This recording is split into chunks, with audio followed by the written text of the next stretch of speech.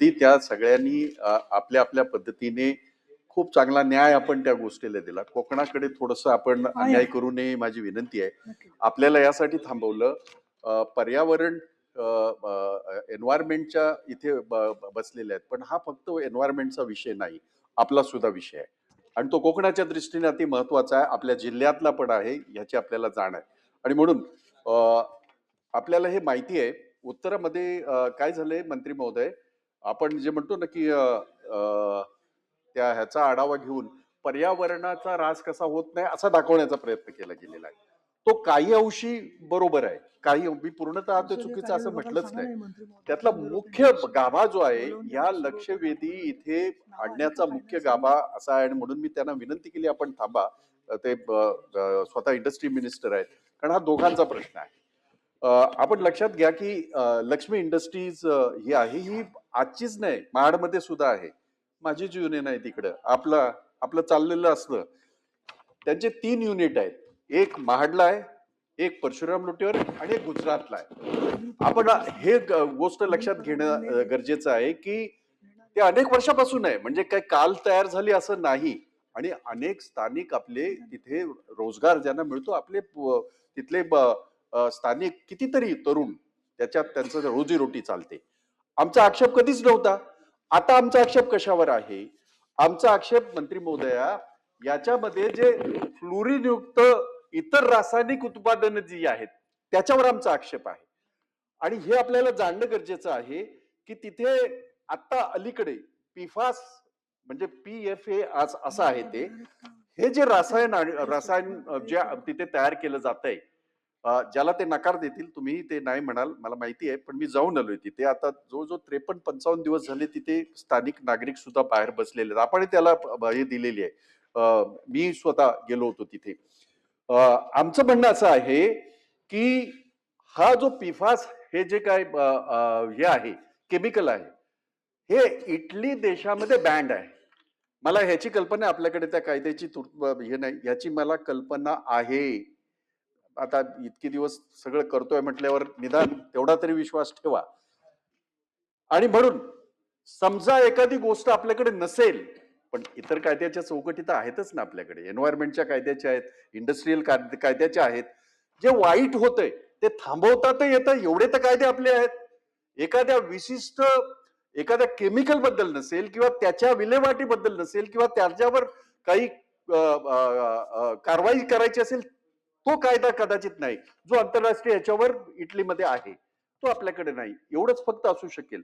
मी त्याच्या पुढे जाऊन सांगतो मंत्री महोदया, आपल्या याचे जे आहेत त्यांनी सुद्धा तिथे व्हिजिट केली, एन्व्हायरमेंटच्या याच्याचे चेअरमन, बोर्डाचे चेअरमन, आणि त्यांनी जे उत्तर दिलं ते मी आपल्याला सांगू इच्छितो की याच्या सगळ्या परमिशन केंद्रातनं दिल्या गेल्या, त्यामुळे आम्हाला ह्याच्यामध्ये काही करता येत नाही असं त्यांचं उत्तर होतं. ते हे चुकीचं आहे असं मला वाटतं.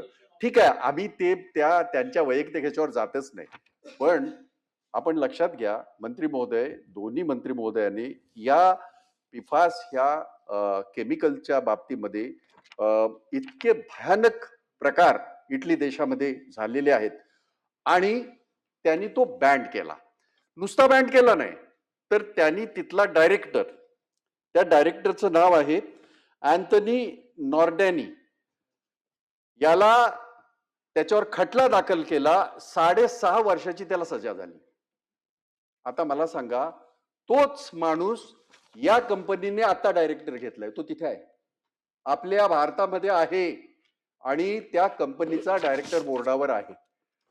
ज्या बाबतीमध्ये आंतरराष्ट्रीय ह्याच्यामध्ये इतक्या हे होतात, कारवाया होतात, आणि हा माणूस तिथे त्या कंपनीमध्ये डायरेक्टर बोर्डावर, त्यांच्या डायरेक्टर बोर्डावर कोण असा हा त्यांचा प्रश्न, तिथे मी इंटरफेअर करणार नाही. पण या केमिकलने त्या देशामध्ये जो हाहाकार माजवला, तो आता तात्पुरता ते केमिकल तिथे तयार केलं जात नाही, म्हणून जर त्यांना आपण मोकळं सोडत असू कायद्याच्या नावाखाली, माझी विनंती राहील हात जोडून आपल्याला की असं होता कामा नये. कोकणामध्ये असं सुद्धा आपल्या सगळ्या त्या केमिकल कंपन्यांनी सगळं वाटोळ झालंय. तिथली जैविक परिस्थिती काय आहे, मच्छीमारांचे प्रश्न काय आहेत, हे तुम्हीही हे करतायत. आमचे जेवढे आमदार आहेत कोकणातले त्या सगळ्यांचं ती अडचण आहे. मी जरी तिथून निवडून नसलो आलो तरी आज मी ह्या सभागृहामधून सुद्धा सांगू इच्छितो की अतिशय भयानक परिस्थिती त्या ठिकाणी आहे. आणि म्हणून माझे स्पेसिफिक 2 प्रश्न राहणार आहे. यांच्याकडे तो प्रश्न आहेच, तुमच्याकडे तो प्रश्न असा आहे, त्या कंपनीमध्ये असं सांगितलं जातंय की PFAS आम्ही बनवत नाही. मी आपल्याला फार जबाबदारीने सांगतोय, जे बनवलं गेलं त्याच्यासाठी त्यांचं जे हे आहे स्टोर रूम किंवा आपण गोडाऊन म्हणू, त्या ठिकाणी जे पक्षी, कावळा, चिमण्या नुसत्या तिथे उभ्या राहिल्या तरी त्या धडाधड मरून पडतात आहेत. ही वस्तुस्थिती आहे. हा आपल्याला मी जी माहिती देतोय ती आपल्याला सत्य मानायला हवी, कारण त्याची परिस्थिती तिथे आहे. म्हणून तुमच्या उत्तराच्या बरोबर मला हेही पाहिजे, ताई, आपण तिघेही किंवा आणखीन तिथले जे स्थानिक असतील, आपण ह्या कंपनीमध्ये व्हिजिट करूया आणि त्या प्लांटमध्ये हे जर केमिकल तयार होत नसेल तर आमचा काय आक्षेप असण्याचं काहीच कारण नाही. परंतु तिथल्या नागरिकाने जेव्हा 55 दिवस ते त्या ठिकाणी बसलेले आहेत, ही गोष्ट तितकीच गंभीर आहे. कोण बसले ह्याच्यापेक्षा हे प्रॉडक्ट जे आहे ते इतकं घातक आहे. तिथल्या कामगारांच्या जीवाचा प्रश्न आहे. आणि म्हणून माझी आपल्याला विनंती राहील की एकतर मला उत्तर ताई आपल्याकडनंही पाहिजे, आणि जर आपण थोडस याच्यामध्ये लक्ष घातलं तर इंडस्ट्रियल मिनिस्टर, तर ह्या गोष्टीचा काहीतरी उत्तर निघेल आणि त्याचा काहीतरी मार्ग निघेल. या दृष्टीने सांगतोय की ही जी माहिती दिली गेली आपल्या डिपार्टमेंटकडनं की याच्या सगळ्या परमिशन्स ह्या केंद्राने दिलेल्या आहेत, ह्याच्यात सत्यता काय आहे मला माहित नाही. त्याची माहिती मिळाली तर बरं होईल. आणि समजा केंद्राने एखाद्या ह्याच्यामध्ये दिलं तर काही त्याच्यामध्ये काही चुकीचं किंवा याचं बरोबर मी त्याच्यात जात नाही, पण ते जर घातक आहे आपल्या ह्याच्यामध्ये तर त्याच्यावर आपण बंदी घालणार का, हा प्रश्न एक आहे. आणि आपल्याला मला नंतर संधी दिली तर मी त्यांनाही सुद्धा प्रश्न विचारेन. सन्माननीय सदस्य, ज्येष्ठ सदस्य आदरणीय भाईजी यांनी अत्यंत विस्तृत या विषयाची माहिती त्यांनी दिलेली आहे. पोटतिडकीने विषय मांडलेला आहे. परंतु सर्वप्रथम मी एक क्लिअर करू इच्छिते की हे जे आपला PFAS जे आहे विच इज जे इथे बनत आहे असं आपण आता ह्याच्यावर चर्चा केली, हे पर फ्लोरो अल्काइल सबस्टन्सेस आहेत. परफ्लोरो अल्काइल, पॉलिफ्लोरो अल्काइल, हे फॉरेवर केमिकल्समध्ये येतात आणि ह्याचं विघटन होत नाही. आणि हे जर आपल्या कुठल्याही स्तोत्रामध्ये, पाण्यामध्ये वगैरे गेले तर ते अत्यंत हानिकारक असतात. त्याच्यामुळे अशा प्रकारच्या कुठल्याही केमिकलचं उत्पादन त्याचं जोपर्यंत पूर्णपणे विघटन होत नाही, म्हणजे त्यांचं इन्सनेशन होत नाही किंवा त्याला झिरो डिस्चार्ज त्या व्यवस्था तिथे उपलब्ध नसेल तर ते नाही केलं पाहिजे. हे एक महत्वाची फॅक्ट आहे. तर हे जे लक्ष्मी ऑर्गॅनिक आहे यांचं 31 मार्च 2020 रोजी इथे आपण पर्यावरणाची तिथे मंजुरी दिलेली आहे MPCBने, आणि 22 फेब्रुवारी 21 रोजी कन्सेंट टू एस्टॅब्लिश दिलेला त्यांना, आणि 11 जुलै 2023 रोजी कन्सेंट टू ऑपरेट दिलेला आहे. याबद्दलची तक्रार जेव्हा प्राप्त झाली, त्या रसायनामध्ये जिथे जे बनवलं जात आहे ते पाहण्यात आलं, तेव्हा 31.37 मेट्रिक टन इतकं उत्पादन त्यांनी या PFAS संवर्गातील रसायनाचं केलेलं आहे. आणि उद्योगाला जेव्हा 7 लोकांनी तिथे जाऊन इन्स्पेक्शन केलं, तसं त्यांना काही आढळलं नाही. असा रिपोर्ट त्यांनी आम्हाला दिला की कुठल्याही प्रकारचं घातक असं काही त्यांना आढळलं नाही. पण तरीही आपण या गोष्टीची गंभीर दखल घेऊन ICTला ह्याच्यामध्ये डिटेल रिपोर्ट करण्यासाठी आपण त्यांना सांगितलेलं आहे. ICT ही आपली इन्स्टिट्यूट ऑफ केमिकल टेक्नॉलॉजी आहे आणि त्यांना आम्ही वर्क ऑर्डर पण दिलेली आहे की तुम्ही याच्यामध्ये आम्हाला 2 महिन्यामध्ये पूर्ण अहवाल त्याच्या आजूबाजूचा द्या. त्यामुळे आपण तो अहवाल येण्याची प्रतीक्षा करायची. पण आता हे जे उत्पादन आहे त्यांनी कंपनी बंद केलेलं आहे. आता 31 पॉईंट त्यांनी जे काही 37 मेट्रिक टन बनवलेलं आहे ते वगळता त्यांनी स्वतःहून ते बंद केलेलं आहे. त्यामुळे हा विषय आता आपला मार्गी लागलेला आहे. आणि इटलीचा जो विषय आपण रेफरन्स दिला त्याच्यामध्ये जी माझ्याकडे माहिती आहे, तुमची माहिती खरीच गृहीत धरूनच आम्ही ICTची चौकशी लावलेली आहे. परंतु जे इटलीचा विषय आहे त्याच्यामध्ये त्यांनी न प्रोसेस करता ते पाणी सोडल्यामुळे झालेलं नुकसान आहे, अशी आमची प्राथमिक माहिती आहे. आणि त्याच्यामुळे अशा प्रकारची इथे घटना अजिबात घडायला नाही पाहिजे, याचं दायित्व आमचं आहे आणि ती घडू दिली जाणार नाही, याबद्दल मी आपल्याला शाश्वती देते. विषयाला न्याय सुद्धा मिळेल आणि महत्वाचं पण आहे. इतरही माझ्या सहकार्याने त्याला विचारणं गरजेचं आहे. आपलं उत्तर अर्ध बरोबर आहे. या अर्थाने मी सांगतोय की आपण म्हणालात ते बरोबर आहे. आपल्या उत्तरामध्ये तुम्हीच सांगताना सांगितलं की याचं विघटन होत नाही आणि हा शरीराला घातक आहे. हे माहीत असताना परमिशनच कशी दिली गेली, हा माझा प्रश्न राहील. जेव्हा आता हे काय आकाशातनं पडलेलं नाही ना, जगभर कुठेतरी हे केमिकल हेच केलं जातं आणि जिथे मोठ्या प्रमाणात होतं तिथे जर बॅन झालं म्हणजे काहीतरी कारण आहेत त्याला. मग अशा वेळेला जितकं ते तयार झालं, समजा 37 मेट्रिक टन झालं असेल, 100 मेट्रिक टन झालं असेल, जे काय तयार झालं त्यावेळेला आपल्या लक्षात आलं. मग त्याचं विघटन होत नाही हे माहीत असताना मग त्याचा यांनी सोडला असेल कुठे, याचा वेस्टेज कुठे गेला असेल. ज्या पद्धतीने आपल्याकडे गाईडलाईन आहेत त्या काही तशाही पाळल्या जात नाहीत.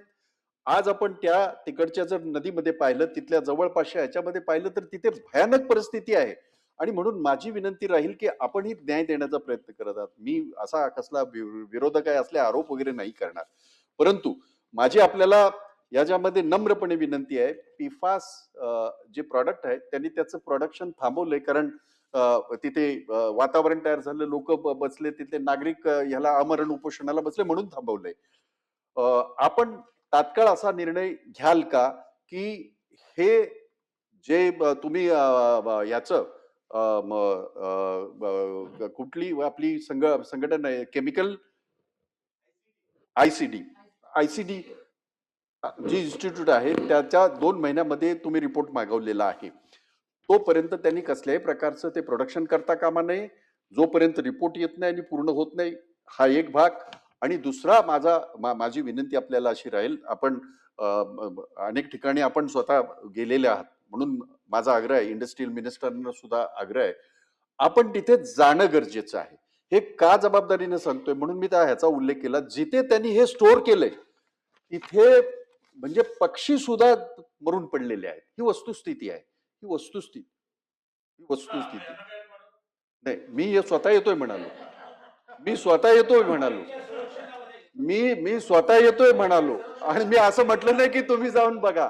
आणि म्हणून माझी विनंती ही सुद्धा राहील, काय होतंय की हा जो काही तिथे जो हे तयार झालेला आहे, लोकांचा जो प्रश्न तयार झालाय, भावनात्मक प्रश्न तयार झालाय, त्यासाठी आपण जर सगळे माझ्यासहित ते सुद्धा जर इंडस्ट्रियल मिनिस्टर आले तर आपल्याला तिथे, कारण ते आतमध्ये कुणाला येऊ देत नाही. मी स्वतः गेटवर गेलो होतो आणि मी त्यांना विचारलं, म्हटलं आम्हाला नुसतं दाखवा. आणि संशय कुठे झाला, हा माणूस ज्याला 6.5 वर्षाची सजा झाली इटलीमध्ये, तोच माणूस डायरेक्टर म्हणून तिथे आहे. आणि म्हणून तो संशय जास्त आहे. आणि त्याच्यामुळे जे तयार झालेलं रसायन आहे जिथे तिथे स्टोअर केलेलं तेही घातक आहे. आणि म्हणून आपल्याला हाही माझा प्रश्न राहील की जोपर्यंत या संस्थेचा निर्णय हे येत नाही, अहवाल येत नाही, तोपर्यंत त्यांनी कुठल्याही प्रकारचं ते प्रॉडक्ट चालू ठेवता कामा नये, नंबर 1. आणि नंबर 2, आपण तिथल्या लोकांचा उद्रेक लक्षात घेता आपण सगळे, माझी तयारी आहे, आम्हाला बोलवलं तर चालेल, माझी पहिली तयारी आहे आणि सगळ्यात पहिला मीच जाईल. त्यांची तयारी आहे, तर ते होईल का? महोदय, मी मगाशी जे उत्तर दिलं त्याच्यात परत एकदा क्लिअर सभागृहाला झालं पाहिजे की मी जे सांगितलं की ह्याचं विघटन होत नाही. जेव्हा ते आपल्या पाण्याच्या स्रोतात जातं ते हानिकारक होऊ शकतं, त्याचं विघटन होत नाही, म्हणून त्याच्यावर प्रक्रिया करण्याचे काही टेक्निकल पद्धती आहेत. जसं की आपण त्याला इन्सिनरेशन करतो, म्हणजे संपूर्णतः ते नष्ट करणं, विल्हेवाट लावणं जे म्हणतो, त्याच्या पद्धती न अवलंबल्यामुळे इटलीमध्ये प्रश्न निर्माण झाले आहेत, अशी प्राथमिकदर्शी माझी माहिती आहे, मी जे तुम्हाला सांगितलं. त्यामुळे आपल्याकडे जे पीए काय बाबा हे PFS, I am very bad with short form, मला ते लांब परवडतं आहे. पिफास जे आहे ते आपल्याकडे बॅन नाही, त्याला या नियमाखाली बनवणं अपेक्षित आहे.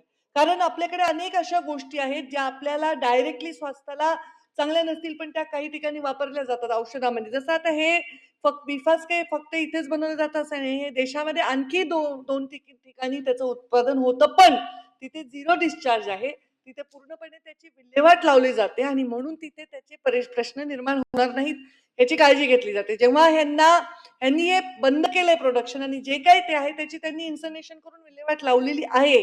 त्याच्यामुळे आता तिथे काही म्हणजे तिथे काही तुम्ही म्हणलात तिथे भेट द्यावी ठीक आहे, पण शेवटी टेक्निकल आपण व्यक्ती नसल्यामुळे त्या भेटीचा आपण म्हणजे लोकांच्या समाधानासाठी तिथे भेट देऊ शकतो आणि बऱ्याच फॅक्टरीजमध्ये ऑथेंटिक लोक असल्याशिवाय डायरेक्ट जाणं काही किंवा लोकप्रतिनिधींना शक्य नाही. पण मी मंत्री म्हणून आपली म्हणणं असेल तर आपण त्याला भेट देऊ, त्याच्याविषयी काहीही माझा आक्षेप नाही. परंतु रेकॉर्डवर हे नको जायला की हे बॅन असलेलं प्रोडक्शन होतं, हे बॅन नाही. ह्याला विशिष्ट नियम पाळून बनवण्याची अपेक्षा आहे आणि ते नियम पाळूनच बाकी ठिकाणी बनवलं जाते. पण यांनी सो मोठं ते बंद केलंय. आता त्याचे कारण त्यांचे काही असतील, तो उद्योग त्यांचा उद्योगाचा विषय हा म्हणजे काही असतील, पण त्यांनी ते बंद केलेलं आहे आणि कुठलंही प्रदूषण आढळलं नाही. आमच्या प्रायमरी कमिटीचा रिपोर्ट आहे आणि आम्ही आता ICT दिले की याचे काही परिणाम आहेत का ते तपासण्यासाठी. कारण बऱ्याच वेळा असं होतं की जी माहिती आपल्याला मिळते ते तेवढी दाहकता प्रत्यक्षात असते नसते हे सगळं टेक्निकल माणसाचं तपासण्याचं काम आहे.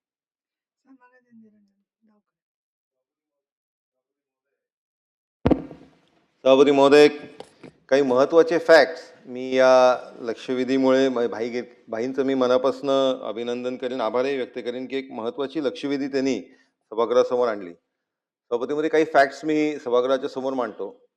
2018 मध्ये, कारण याच्यामध्ये सांगितलंय की इटलीमधून हद्दपार केलेली मिटेनी SPA ही रासायनिक कंपनी लक्ष्मी ऑर्गॅनिक या नावाने सुरू करण्यात आली असल्याबाबत माहिती उपलब्ध नाही. सभापती महोदय, मी जी आता माहिती सभागृहासमोर देतोय ती माहिती शासनाला भेटली असं आपण गृहीत धरून पुढची कारवाई करावी अशी माझी आपल्याला विनंती आहे.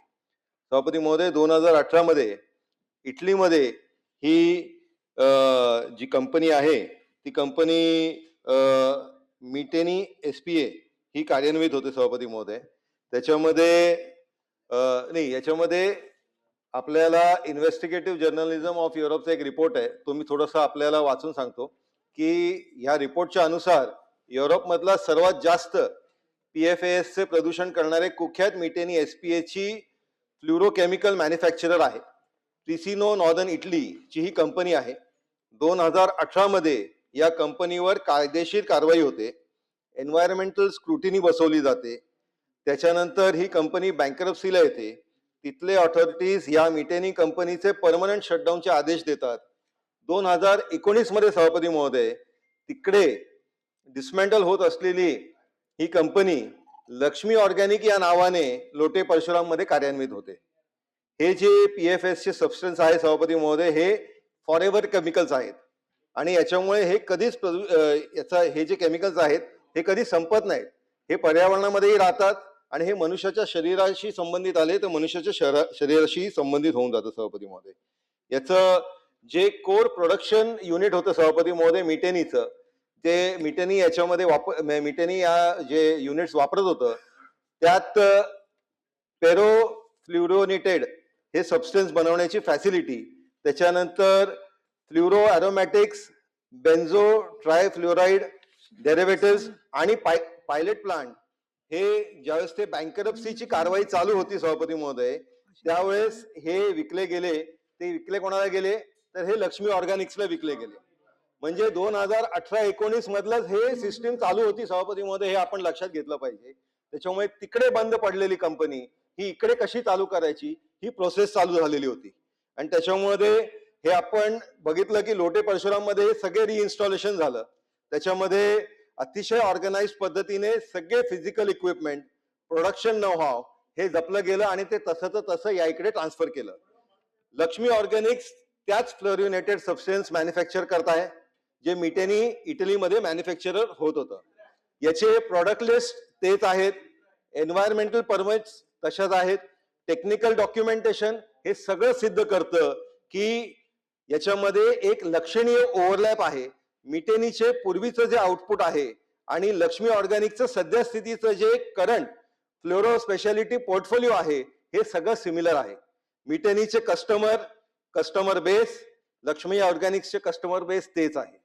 Trade records, shipping data, corporate records तपासून जर आपण बघितलं तर आपल्याला ते सगळं सिद्ध होईल. आपण त्याच्यानंतर सभापती महोदय उत्तरामध्ये या इकडे लिहिलंय की हे जे पर्यावरणाची अनुमती आहे ही येल्लो स्टोन नामक कंपनीला त्यांनी ट्रान्सफर केली. कधी केली? 2023ला.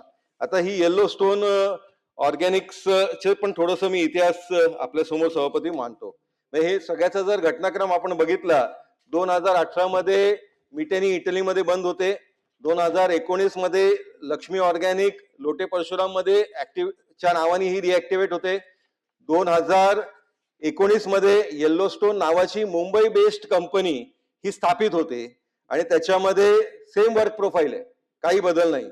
त्याच्यानंतर 22/2/2021 मध्ये लक्ष्मी ऑर्गॅनिक्स ला प्रदूषण नियंत्रण मंडळाकडून या प्रकल्प उभारण्याची परमिशन भेटते, संमती पत्र भेटतं. 1 ऑक्टोबर 2021 ला लक्ष्मी ऑर्गॅनिक हे येल्लो स्टोनला अमेलगेमेट करते, म्हणजे ही त्याची सबसिडरी कंपनी बनते. 11/7/2023 ला येल्लो स्टोन ला ही संमती पत्र ट्रान्सफर होतं. आता सभापती महोदय येल्लो स्टोनचे मगाशी आपण चव्हाण साहेब विचारलं की याचे डायरेक्टर कोण, तर आपण बघितलं तर याचे येल्लो स्टोनचे डायरेक्टर आहेत पूरब धन्वंतरी शहा. ते या कंपनीचे होल टाइम डायरेक्टर म्हणून 2019 ला नियुक्त झाले. त्यांचा डिन नंबर आहे 07490952. आता जर काही रेकॉर्ड आपण सभापती महोदय तपासले तर या डायरेक्टरचं स्टेटस डिऍक्टिव्हेटेड येतं. याचा अर्थ काय? तर येल्लो स्टोन कंपनीला 2च डायरेक्टर होते, त्याच्यामधलं एक डायरेक्टरचं स्टेटस डिऍक्टिव्हेटेड आहे. दुसरा डायरेक्टर कोण आहे? तर दुसरा डायरेक्टर आहे हर्षवर्धन रवी गोयंका. सभापती महोदय 2019 ला ज्यावेळेस लक्ष्मी ऑर्गॅनिक्सचं लोटे परशुराम मध्ये मिटेनीकडनं ट्रान्सफर झालं त्यावेळेसचे मॅनेजिंग डायरेक्टर कोण होते? तर रवी गोयंका. कोण? हर्षवर्धन गोयंकाचे वडील. सभापती महोदय हे सगळं ब्रॅकेट आपण लक्षात घेतलं पाहिजे. हे आपण लोकांचा जीव धोक्यात घालतोय, त्या तिकडच्या लोकांना आपण गृहीत धरतोय. माझी सभागृहाच्या माध्यमाने शासनाला हात जोडून विनंती आहे की असं जे सिंडिकेट जे रॅकेट चालू आहे याच्यावरती ताबडतोब शासनाने कारवाई केली पाहिजे. हा केमिकल आपण बॅन केलाच पाहिजे. कंपनीच्या माध्यमाने हे जे रॅकेट चालू आहे या रॅकेटवर आपण कडक कारवाई केली पाहिजे. आपण काय कारवाई करणार हे आपण सभागृहाला अवगत करावं अशी माझी आपल्याला विनंती आहे. सभापती मध्ये त्याचबरोबर पाण्यात जे पीसीएसचं प्रमाणपत्र आपण एक विशिष्ट नियमावली कुठली नाही असं म्हटलेलं आहे, तर त्याची नियमावली आपण केंद्र शासनाकडनं मागितलेली आहे. पण आपल्याकडे इतर अशा अनेक एजन्सीज आहेत. आपण पायलट म्हणून राज्य शासन आपण बाकीच्या राज्यांनाही आपण दिशा देऊ शकतो आणि अशा अनेक गोष्टी आहेत की ज्याच्यामध्ये आपण राज्य शासन म्हणून दिशादर्शक म्हणून काम केलेलं आहे. तर या संदर्भात पुढच्या अधिवेशन काळामध्ये आपण या नियमावली घोषित करणार का, अशी माझी 2 स्पेसिफिक प्रश्न आहेत. सन्माननीय सदस्य निरंजनजी डायफोरे यांनी जे विस्तृत असं सगळं माहिती दिली या कंपनीच्या संदर्भात त्याबद्दल वेगळ्या पद्धतीने विचार करावा लागेल. कारण मी बघा मला वाटतं ह्यातलं मला जे मांडायचंय ॲज अ एन्व्हायरमेंट मिनिस्टर ते मांडलंय की त्या कंपनीला तिथे बंद करण्याची कारणं हे प्रोडक्शन ह्या केमिकलचं होतं का त्यांनी विदाऊट ट्रीटमेंट हे सगळं पाण्यामध्ये सोडलं होतं, ह्याच्याबद्दलची तथ्यता तपासण्याची गरज आहे. तर मला वाटतं आपण ह्याच्यामध्ये ह्या गोष्टीची सगळी इन्फॉर्मेशन मागण्याची गरज आहे. दुसरी गोष्ट, आता जे आमची ICTचा रिपोर्ट आहे तो 2 महिन्यावर येणार आहे, तो फार महत्त्वाचा आहे. कारण त्याच्यामध्ये आपल्याला लक्षात येईल की ह्याच्यामध्ये काय नुकसान आहे. त्यामुळे आपण त्याची गरज आहे. आणि दुसरं नियमावलीचा जो मुद्दा आहे ते नियमावली नाही, आता हे तांत्रिक उत्तर आहे. शेवटी आपण कुठलीही गोष्टीची सुरुवात इथून करू शकतो, तर ते नक्कीच आम्ही करणार आहोत. त्याच्यासाठीच आम्ही ICTला रिपोर्ट तयार केला की नेमकं याच्यामध्ये काय नुकसान आहे. कारण ह्या केमिकलच्या इंडस्ट्री ज्या आहेत त्या देशामध्ये आणखी ठिकाणी पण चालू आहेत विथ नॉर्म्स. आता आमचं काय काम आहे? नॉर्म लावणं, की तुम्ही हे पूर्णपणे याचं जे काही मोलॅसेस असतील, जेव्हा याचं काही बाय प्रोडक्ट असेल, ह्याच्यामधून येणारा विसर्ग असेल, त्याच्यावर ट्रीटमेंट करा. तर ते आमचं लावणं काम आहे. त्याच्याबद्दलचं उत्तर मी देऊ शकते. आता या कंपनीचा पार्टनर कोण होता, त्यांनी तिथे होते का इथे होते, हा विषय धन्यवाद देते मी की हा त्यांनी मांडला. तर त्याला एका वेगळ्या एजन्सीच्या माध्यमातून त्याच्या डिटेलमध्ये जाण्याची गरज आहे असं मला वाटतं. कारण पर्यावरण खात्याच्या मर्यादा कक्षामध्ये ह्या त्यांचे पार्टनर्स कोण होते आणि त्यांनी कसे आले आणि काय केलं हे माझ्या कक्षा जर रुंदावल्या तर मी तेही करायला तयार आहे. पण आता आपल्याला मुद्दा काय की हे PFAS तिथे बनत आहे किंवा नाही, तर ते बनत नाही. ते दुसरीकडे बनतं का, तर ते हो बनतं. ते बँड आहे का, तर ते बँड नाही.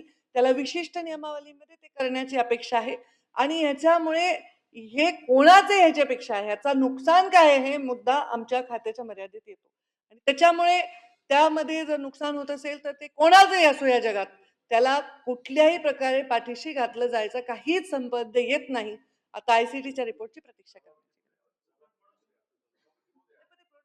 सन्माननीय सदाभाऊ खोत. नाही, नाही, भाई जगताप जरा इतरांना बोलू द्या ना. सन्माननीय जगताप साहेब, जरा सदाभाऊ, शशिकांत शिंदे, बाकीच्यांना बोलायचं का कोणाला? कारण मग बाकी ते शेवटचं देणार त्यांना बोलायला. नाही, नाही, तुम्हाला शेवटी देते ना बोलायला. त्यांचं काय असतील प्रश्न घ्या. महोदय, मंत्री महोदयांच्याकडं मी अधिकारावर बोलणं योग्य नाही. पण मी सकाळी सुद्धा सांगितलं होतं की रस्त्याचे दुतर्फा काम करताना तुमची परवानगी घेतली जाते का झाडं काढण्याची वगैरे. आता सुद्धा ह्याच्यावर हाच विषय येतो, कारण MIDC मध्ये एखादा औद्योगिक क्षेत्र आलं, या औद्योगिक क्षेत्राची परवानगी औद्योगिक मधून MIDC ज्या वेळा देते त्यावेळेला तुमच्याकडून या संदर्भातली NOC घेतली जाते का? हा, मग घेतली जात असेल तर मगाशी सांगितलेल्या हा गांभीर्याचा विषय मी तेच सांगतो. जर तशी असेल तर निरंजन डावकर यांनी आणि भाई जगतापांनी सांगितलेल्या विषयाचा गांभीर्य आहे. मग ह्याला NOC दिली कशी गेली? NOC जर दिली असेल ती असंभव चूक आहे. आपण काय सांगितलं की आम्ही ह्याची चौकशी करू, जगातलं कुठलंही अशा प्रकारचं हे असेल तर आम्ही ते होऊन देणार नाही. एकदा सुरू झाल्यानंतर तुम्ही कधी बंद करणार? की या मध्ये जे बनते ते बॅन नाही आपल्या देशामध्ये, बरोबर आहे. तुम्हाला हे हे फार सायंटिफिक विषय आहे, कळलं का? हे PFAS आपल्याकडे बॅन नाहीये, तर बॅन नसताना परवानगी न देण्याचा काही विषयच येत नाही ना. कारण MPCBचं जे आता परवानगी MPCB देते, पण MPCB देण्याचे जे नॉर्म्स आहे त्याच्यामध्ये जे न बॅन असलेली गोष्ट आहे, त्याला त्यांनी परवानगी दिलेली आहे, नंबर 1.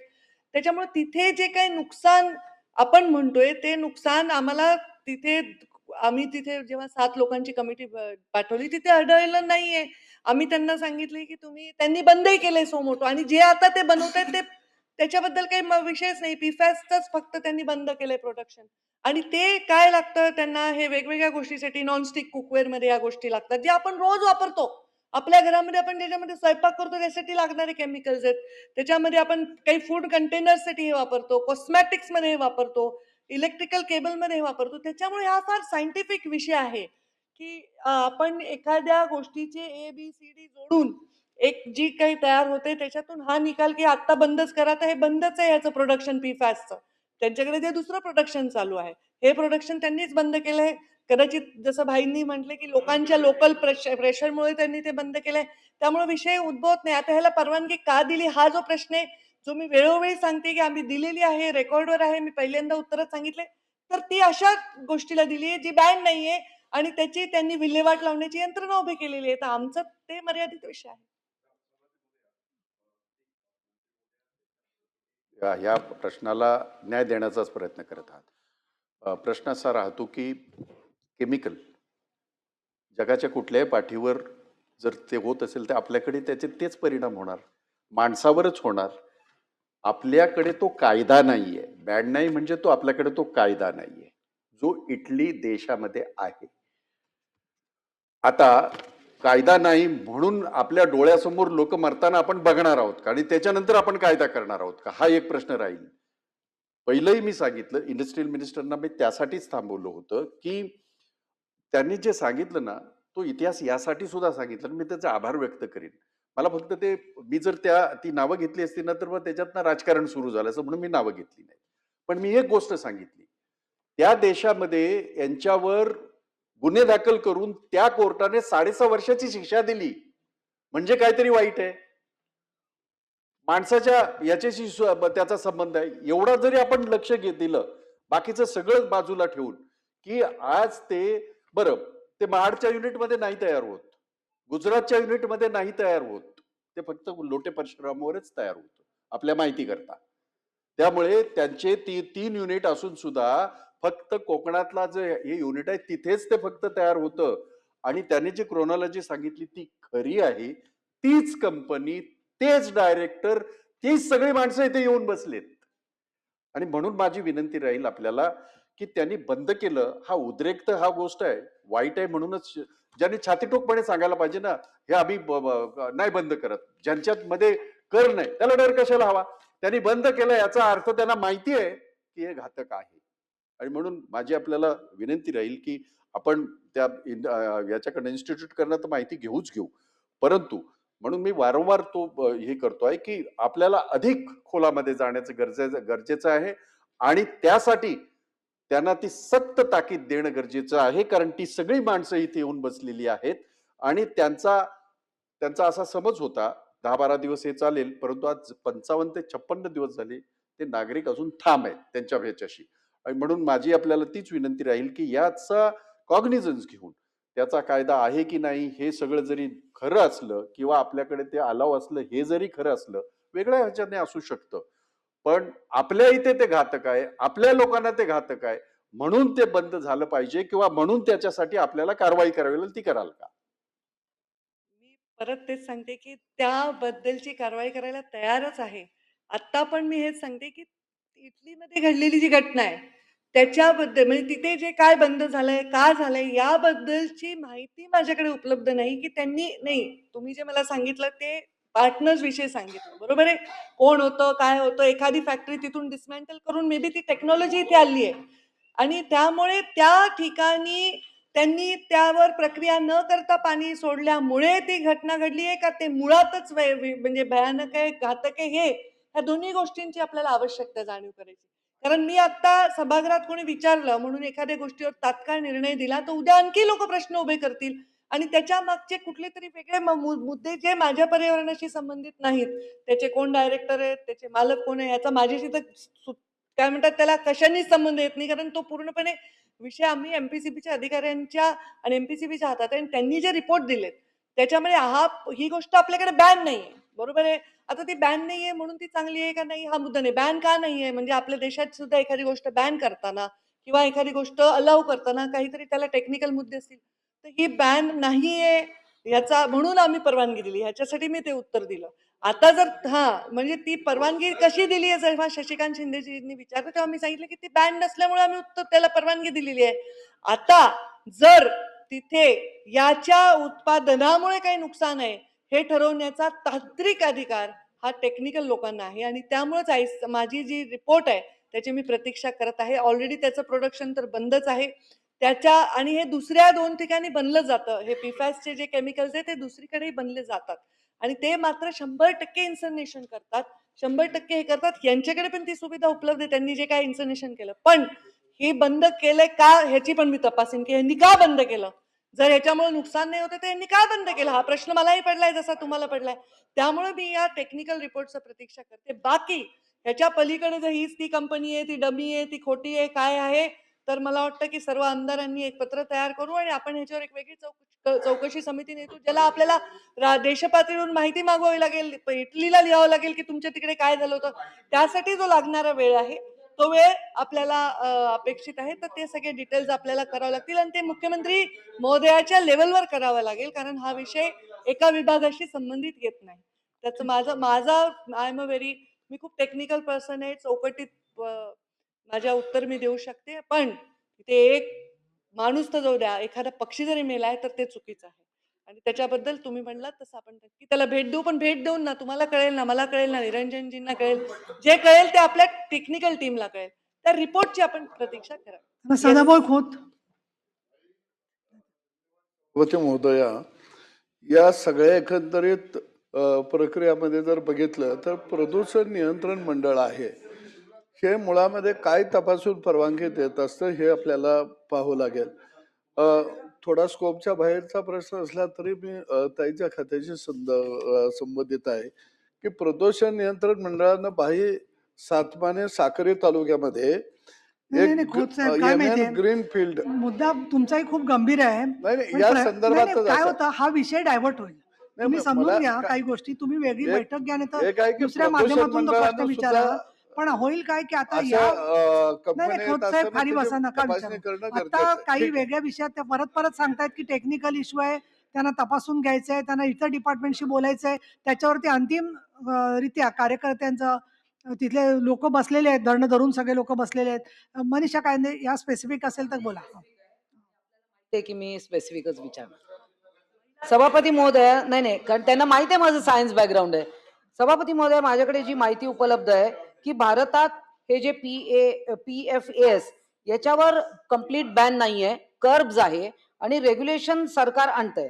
तर FSSAI यांनी एक ड्राफ्ट प्रपोजल ऑक्टोबर 2025 मध्ये केलंय की बॅन करण्यासाठी in all food contact material packaging cookware. जसं मंत्री महोदयांनी खरं तर अगदी टेक्निकली बरोबर उत्तर दिलेलं आहे की बॅन नाहीये, त्या कंपनीचा वेगळा विषय असू शकतो, परंतु मग आपण बॅन करायला पाहिजे कारण ते घातक आहे. अनेक कॉस्मेटिक्समध्ये वेगळ्या वेगळ्या विषयात आहे.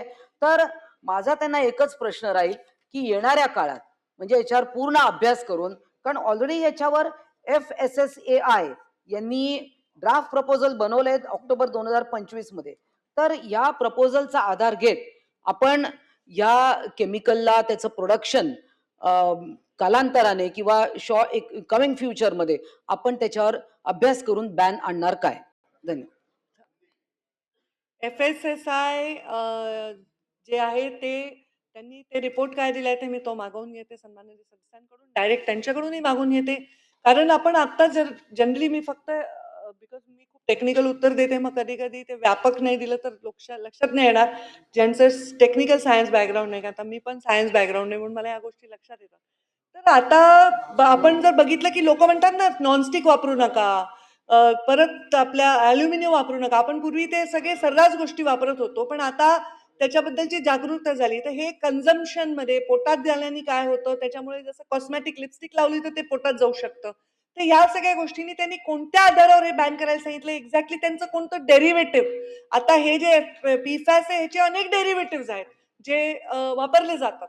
आता हे त्याच्यातलं जे माइल्ड आहे ते कुकवेअर मध्ये वगैरे वापरलं जातं. तर मी ते रिपोर्ट मागवून घेईन आणि त्याच्याबद्दलची रिपोर्ट घेऊन टेक्निकल सायंटिफिक त्याची रिपोर्ट घेऊन जर त्याची उद्या तशी आवश्यकता असेल तर आम्ही तसं नक्कीच सजेस्ट करू, कारण ते फूड आणि ड्रग डिपार्टमेंटला पण बेसिकली ॲप्लिकेबल आहे. तर मी ते त्याचा अभ्यास करून विहित वेळेमध्ये त्याच्याबद्दलची माहिती घेऊन त्याच्यावर योग्य तो निर्णय घेईन. मला असं दिसतंय की अत्यंत गंभीर विषय आहे, परंतु हा फक्त एका डिपार्टमेंटचा जसं नाही तसं एका राज्याचा पण प्रश्न नाही आहे. कारण इतर ठिकाणी परवानगी दिली म्हणजे तिथल्या लोकांचा आवाज तिथल्या विधानसभेपर्यंत पोहोचला असेल की नाही आपल्याला कल्पना नाही आहे, किंवा लोकसभा राज्यसभेपर्यंत पोहोचलाही असेल आणि त्याच्यामुळे ते विचाराधीन असू शकतं.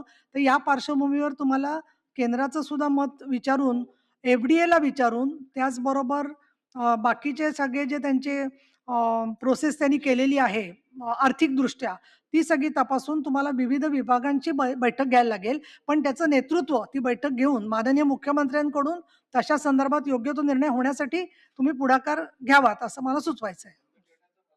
नक्कीच सभापती महोदय, मगाच मी म्हटलं की त्या कंपनीच्या बाबतीचे डिटेल्स वगैरे मुख्यमंत्री महोदयाच्या लेवलला आपल्याला हाताळावं लागेल. पण हे सगळे सायंटिफिक डिटेल्स घेऊन मी ह्याचा रिपोर्ट तयार करून पुढच्या अधिवेशनापर्यंत मी हे बॅन करायचे काय काय ते टेक्निकल रिपोर्ट्स मी तयार करून घेईन आणि सभागृहाला अवगत करेन. ठीक आहे. आता या लक्षवेधी संपलेले आहेत.